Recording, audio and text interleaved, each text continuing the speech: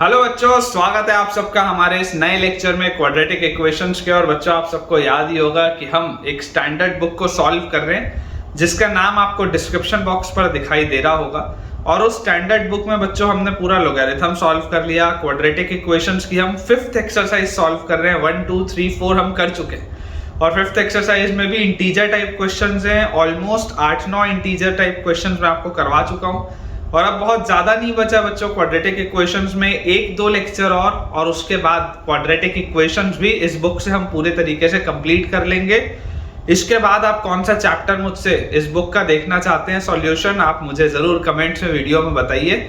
और अगर आप में से बच्चों कोई भी एक ऐसा स्टूडेंट है जिसको ऐसा लगता है कि सर हमको ना थियोरिटिकली पहले स्ट्रांग होने की जरूरत है, उसके बाद ही हम इन सवालों को समझ पाएंगे, तो बच्चों थ्योरी के लिए आप इस प्लेलिस्ट को रेफर कर सकते हैं। इस प्लेलिस्ट में मैंने वो सारे कंसेप्ट्स यूज किए हैं जो आपके जेई के प्रिपरेशन के लिए आपको जरूरी होते हैं। तो आप जल्दी से इस प्लेलिस्ट को रेफर करें, सारे के सारे कंसेप्ट्स देख लें। इसका लिंक आपको नीचे डिस्क्रिप्शन बॉक्स पर भी दिखाई देगा। और साथ ही साथ आपको उसमें हमारे सोशल मीडिया के जितने भी और लिंक्स हैं सब आपको मिलेंगे। तो आप चाहें तो उन सबसे भी हमसे कनेक्ट हो सकते हैं। चलिए स्टार्ट करते हैं अपना आज का lecture without wasting any time.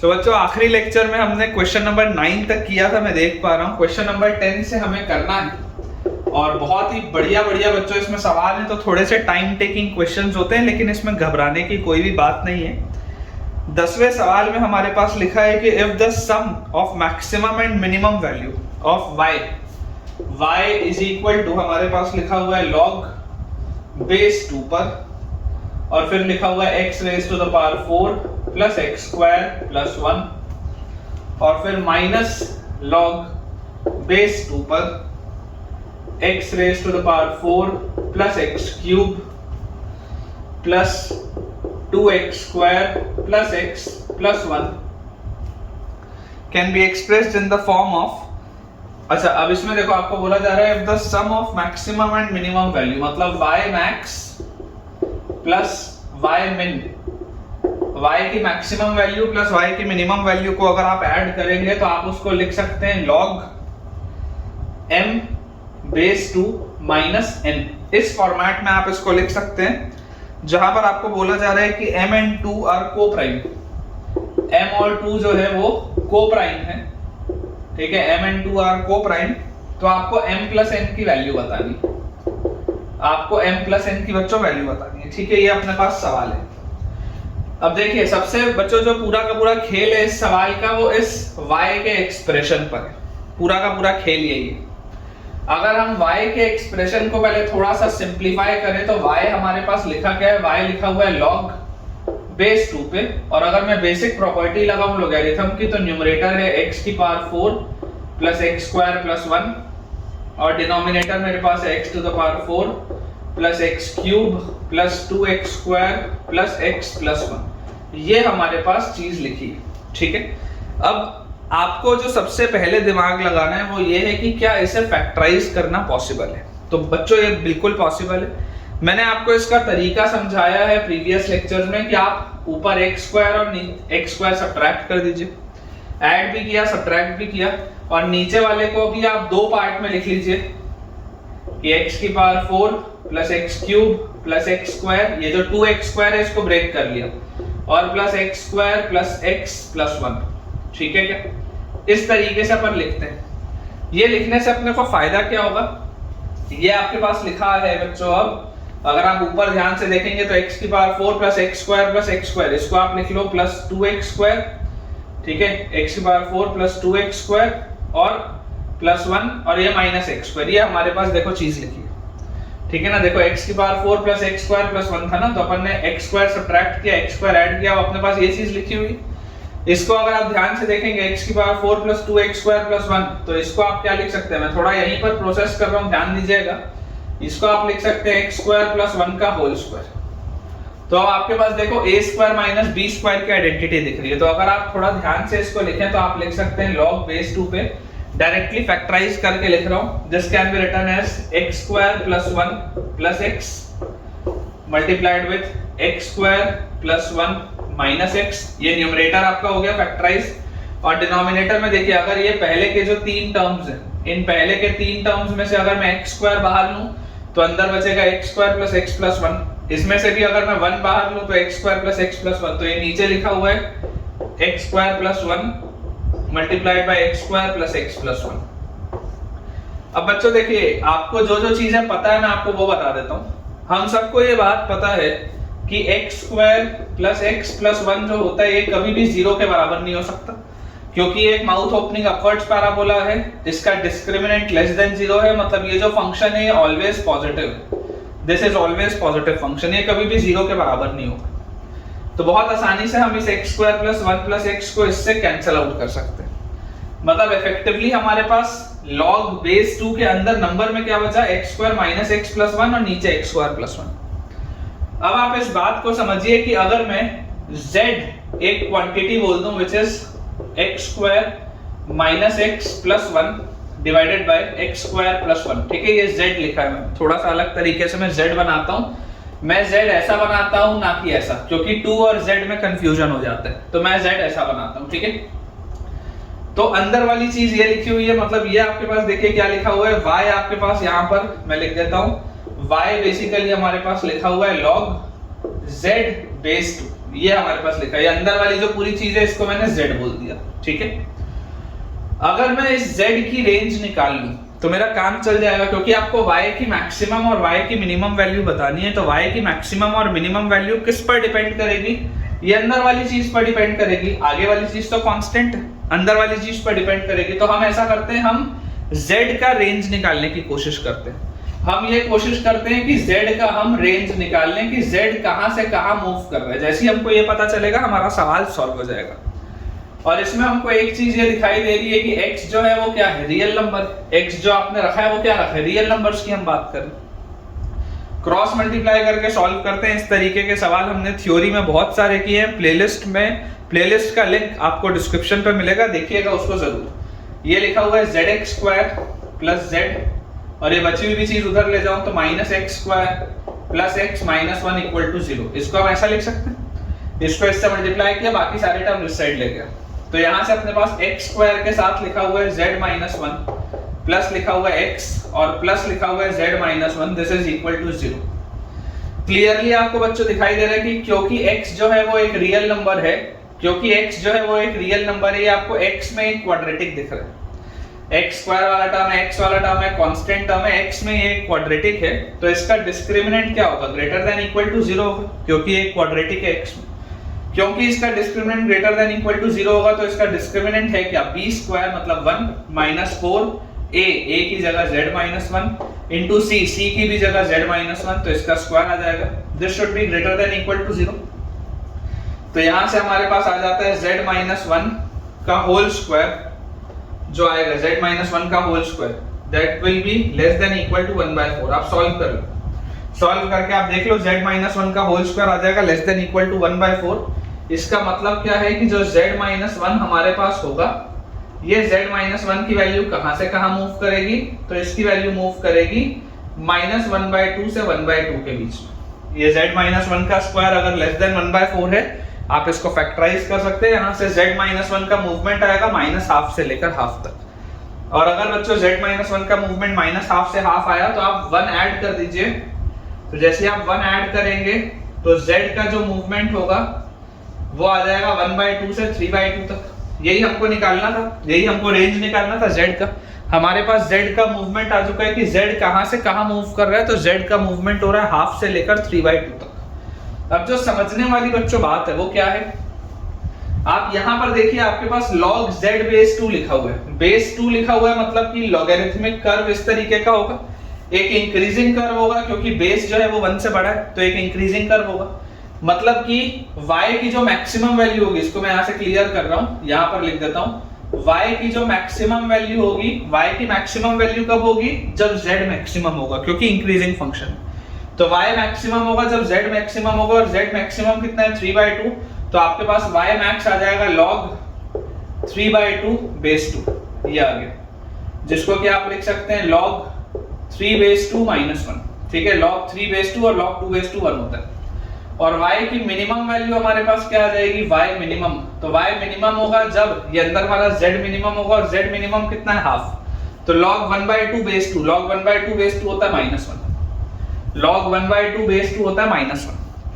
तो y max plus y minimum बच्चों जब आप करेंगे तो y max plus y minimum आपके पास आ कितना रहा है, y max plus y minimum आपके पास आ रहा है log 3 बेस 2 -2, यही आ रहा है ना, ये -1 और ये भी -1, तो y max plus y minimum आपके पास आ रहा है log 3 बेस 2 -2। क्लियरली आप देख सकते हैं कि ये 3 और 2 जो है वो कोप्राइम है, और अगर आप कंपेयर करेंगे तो कंपेयर करने पे आपको बच्चों मिलेगा कि m की वैल्यू आएगी 3, n की वैल्यू आपके पास आएगी 2, आंसर आपके पास आना चाहिए 5। देख लेते हैं एक बार। बिल्कुल बच्चों अपन ने ठीक तरीके से इसको सॉल्व किया, आंसर 5 ही दिया हुआ है, और बहुत ही कमाल का ये सवाल है ना। थोड़ा सा डिफिकल्ट है, लेकिन अब आप ये समझिए कि यार ऑलमोस्ट हम 20-21 लेक्चर्स कर चुके हैं क्वाड्रेटिक के इस बुक से सॉल्व। आखिरी पड़ाव में तो थोड़े तो अच्छे सवाल होंगे। ये सवाल आपको कैसा लगा मुझे जरूर कमेंट्स में बताइए, और कोई भी डाउट हो तो कमेंट्स में पूछिए। अगला बच्चों अपने पास सवाल दिया हुआ है क्वेश्चन नंबर 11। अगेन बहुत ही जबरदस्त क्वेश्चन है, मैं स्टार लगा देता हूं इसमें। क्वेश्चन नंबर 11 में अपने पास बोला जा रहा है कि 1 माइनस लॉग 2 बेस x और plus log 9 base x square और minus log 64 base x cube is less than 0। ये बोला जा रहा है कि ये 0 से छोटा है। Then the range of x is a to b। x का जो रेंज है वो a से b है, मतलब x का वेरिएशन a से b आता है। तो आपको बच्चों वैल्यू बतानी है, value of a plus 9b। a plus 9b की क्या वैल्यू होगी हमको ये बताना है। ठीक है, गजब का सवाल है। पूरा खेल यहाँ पर है। देखो आपको जो चीजें समझ में आनी चाहिए वो क्या है।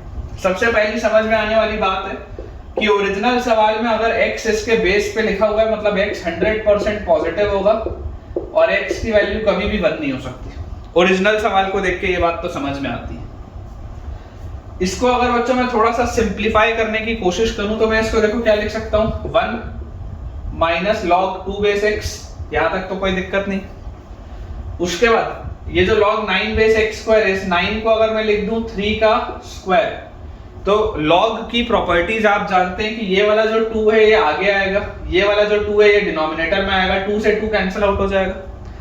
और इस प्रोसेस में जब आप इस 2 को आगे करेंगे तो कायदे से यहाँ पर मॉड x होना चाहिए। देखो मैं आपको लिख के बता देता हूँ, ये आपके पास आ जाएगा 2/2 log 3 बेस मॉड x।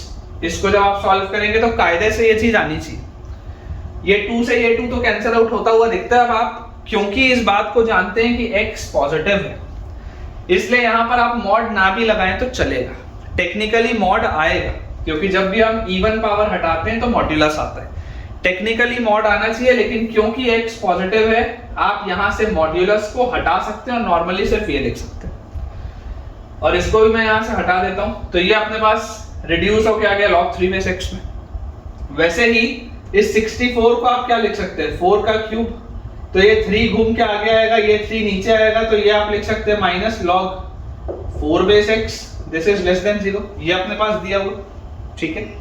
तो यार यहां से मेरे पास देखिए क्या लिखा हुआ है, 1 प्लस log। अब इसको आप ध्यान से देखो, यहां पर बेस तीनों में x है, ये 3 है और ये -2 है और ये -4 है। तो क्या मैं इसको डायरेक्टली 3/8 बेस x लिख दूं क्या, प्रॉपर्टी का इस्तेमाल करते हुए? बेसिक सी प्रॉपर्टी है log की।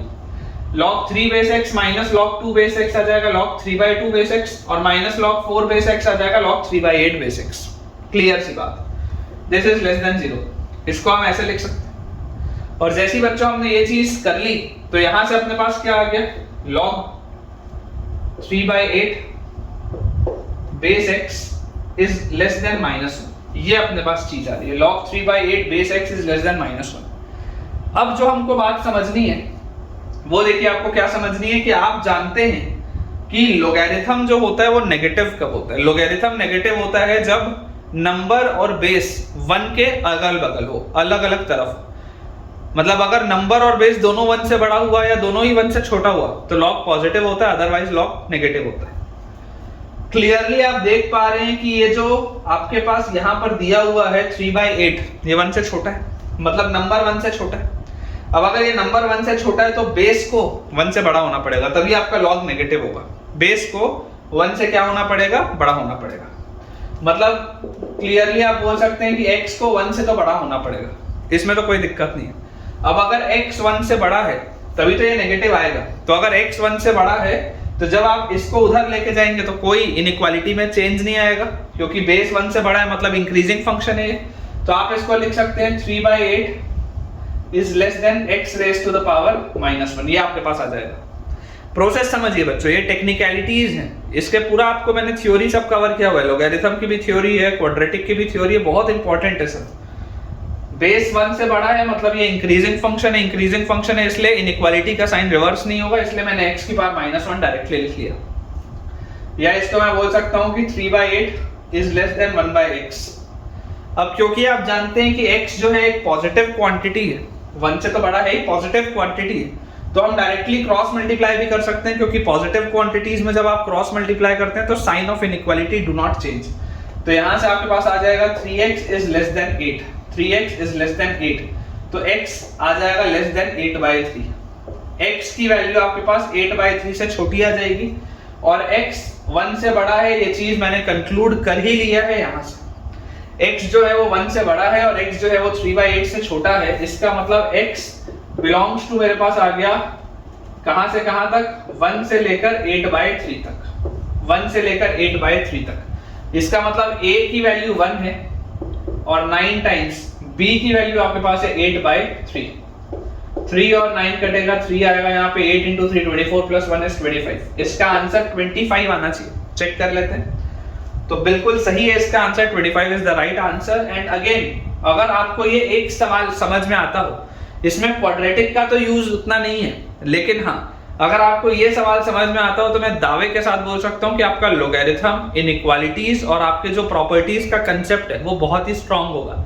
अगेन ये वाला भी सवाल आपको कैसा लगा मुझे कमेंट्स में जरूर शेयर करें। सो बच्चों एक लास्ट अपन क्वेश्चन देखते हैं आज के लेक्चर का, विच इज क्वेश्चन नंबर 12। हमारे पास क्वेश्चन नंबर 12 में दिया हुआ है कि if alpha and beta are the roots of the equation. आपके पास एक इक्वेशन है 2x² plus 6x plus b equal to 0। इसके रूट्स हैं अल्फा और बीटा, ये हमारे पास दिया है 2x² plus 6x plus b equal to 0। इसके रूट्स हैं अल्फा और बीटा, जहां पर हमें दिया हुआ है कि b जो है वो लेस देन 0 है, b इज लेस देन 0, ये अपने को दिया है। Find the least integral value of alpha square by beta plus beta square by alpha. इसकी लीस्ट इंटीग्रल वैल्यू क्या होगी हमको ये बताना है। लीस्ट इंटीग्रल वैल्यू, सबसे छोटा इंटीग्रल वैल्यू इसका क्या हो सकता है आपको ये बताना है। बहुत ही अच्छा क्वेश्चन है, बहुत ही बढ़िया क्वेश्चन है। और क्वेश्चन बढ़िया क्यों है ये आखिरी में समझ में आएगा, शुरू में तो आसान है। हम यहां से देख के सबसे पहली बात तो जो लिख सकते हैं वो ये है कि सम ऑफ रूट्स हमारे पास क्या आ जाएगा, सम ऑफ रूट्स -b/a होता है मतलब -3, और प्रोडक्ट ऑफ रूट्स हमारे पास होता है c/a मतलब b/2। ये होता है आपके पास सम और प्रोडक्ट ऑफ रूट्स, कोई डाउट। ये जो आपके पास चीज लिखी हुई है, आपके पास देखिए ये जो चीज लिखी है ये क्या लिखी है, alpha cube plus beta cube divided by alpha beta, यही हमारे पास लिखा हुआ है। इसी को मुझे कंप्यूट करना है, तो इसको मैं क्या बोल सकता हूं, alpha cube plus beta cube by alpha beta को मैं लिख सकता हूं this is alpha plus beta का whole cube -3 alpha beta into alpha plus beta. ठीक है ना, आइडेंटिटी होती है ना, देखो alpha plus beta whole cube क्या होता है, alpha cube plus beta cube plus 3 alpha beta into alpha plus beta. तो मैंने उसी आइडेंटिटी का यूज किया। Alpha plus beta whole cube क्या होता है, alpha cube plus beta cube plus 3 times alpha beta into alpha plus beta, उसी से मैंने ये रिलेशन लिखा और नीचे अपने पास लिखा है अल्फा बीटा। अब अगर मैं इन वैल्यूज को उठा के इस पे डालूं तो अल्फा प्लस बीटा इज -3, तो -3 का क्यूब मतलब -27, फिर -3 times alpha beta, product of roots is b/2, फिर multiplied with alpha plus beta again -3 divided by product of roots आपके पास आ जाएगा b/2, ये अपने पास आ गया। तो यहां से जो मुझे अब चीज मिलती है वो क्या है कि ये माइनस और ये माइनस तो बैलेंस आउट हो गया।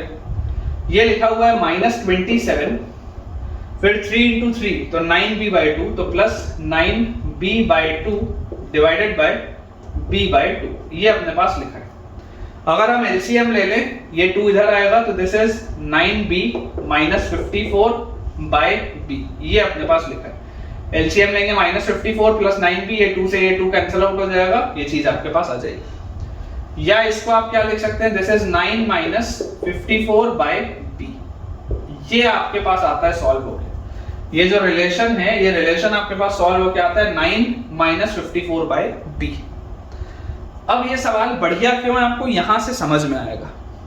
आप इस बात को समझिए कि b जो है वो क्या है, b एक नेगेटिव नंबर है, b एक नेगेटिव नंबर है। आप चाहते हैं कि इसकी सबसे छोटी वैल्यू आपके पास है, सबसे छोटी।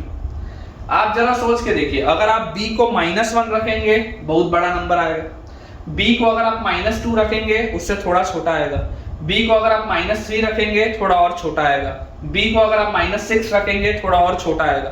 आप रख के देख सकते हैं, उससे आपको पैटर्न समझ में आएगा। जैसे मैं आपको बताता हूं, देखो b को जब आप -1 रखोगे, डायरेक्टली भी मैं बोल सकता हूं लेकिन मैं आपको फील देने की कोशिश कर रहा हूं कि हो क्या है। b को -1 रखते ही माइनस माइनस बैलेंस होगा 54 प्लस 9, इसका रिजल्ट आ जाएगा 63। अगर आप b को मान लीजिए -2 रखे तो -2 रखते माइनस माइनस बैलेंस होगा 54/2 इज 27, 27 और 9 36 आ जाएगा। b को अगर आप मान लीजिए -3 रखे तो माइनस माइनस बैलेंस होगा 3 से, अगर आप इसको देखेंगे तो 54/3 इज 18, 18 और 9 27 आ जाएगा। b को अगर मान लीजिए -4 रखोगे तो प्रॉपर आंसर नहीं आएगा, इंटीजर नहीं आएगा। मैं b को -6 रख के आपको दिखाता हूँ। b को अगर आप -6 रखेंगे तो -6 रखते माइनस माइनस बैलेंस होगा 6 और 54 9 आएगा, 9 9 18 आ जाएगा।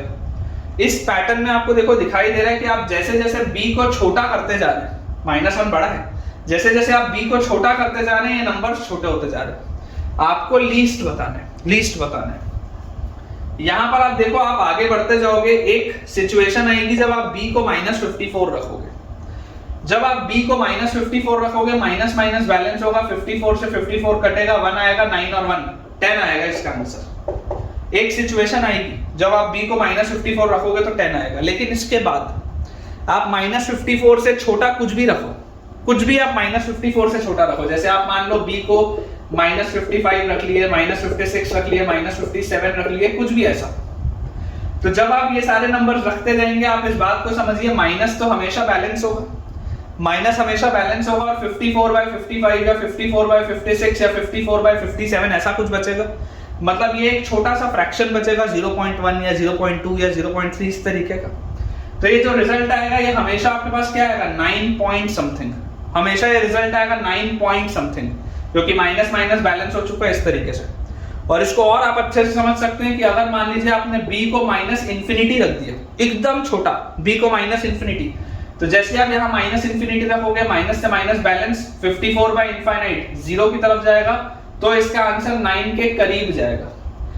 आपको ये बात समझ में आनी चाहिए, 12th में हम और अच्छे से बताते हैं, आपको ये बात समझ में आनी चाहिए कि इन्फिनिटी तक जाना पॉसिबल नहीं है। मतलब -∞ को एक्चुअली हासिल कर पाना पॉसिबल नहीं है, इसीलिए 9 को एक्चुअली हासिल कर पाना पॉसिबल नहीं है। 9 की तरफ आप जा सकते हो, आप एग्जैक्ट 9 कभी नहीं हो सकते। हमेशा जो इसका रिजल्ट होगा वो 9 पॉइंट समथिंग होगा। और लीस्ट इंटीजर क्या हो सकता है, 10 हो सकता है। कभी भी क्या ये 9 हो सकता है क्या, 9 कभी नहीं हो सकता, क्योंकि 9 लाने के लिए b को -∞ होना पड़ेगा और b तो -∞ हो नहीं सकता। मतलब ये जो रिजल्ट होगा वो हमेशा 9 से बड़ा होगा। ये रिजल्ट हमेशा 9 से बड़ा होगा, कभी 9 नहीं हो सकता, 9 से बड़ा होगा। इसलिए अगर आपको लीस्ट इंटीग्रल वैल्यू निकालनी है तो लीस्ट इंटीग्रल वैल्यू 9 नहीं आएगी, 9 से बड़ा, जस्ट बड़ा जो इंटीजर है दैट इज 10। ये आपका आंसर होना चाहिए। चेक एक बार कर लेते हैं। बिल्कुल बच्चों ये ठीक है, और मुझे लगता है कि मैंने इस सवाल के साथ जस्टिस किया है, आपको अच्छे से समझाया है। तो अगर आपको आज के ये 3 सवाल पसंद आए हों तो मुझे कमेंट्स में ज़रूर बताइए, वीडियो को लाइक करिए, चैनल को सब्सक्राइब करिए। और जिन भी जेईई एस्पिरेंट्स को आप जानते हैं जिनको थ्योरी में या क्वेश्चन सॉल्विंग में मदद की ज़रूरत है, उन्हें आप इस चैनल को रेफर करें, इस वीडियो को रेफर करें। और अगला आपको कौन सा चैप्टर मुझसे पढ़ना है ये भी मुझे आप कमेंट्स में बताएं। मिलते हैं आपसे अगले लेक्चर में। Thank you.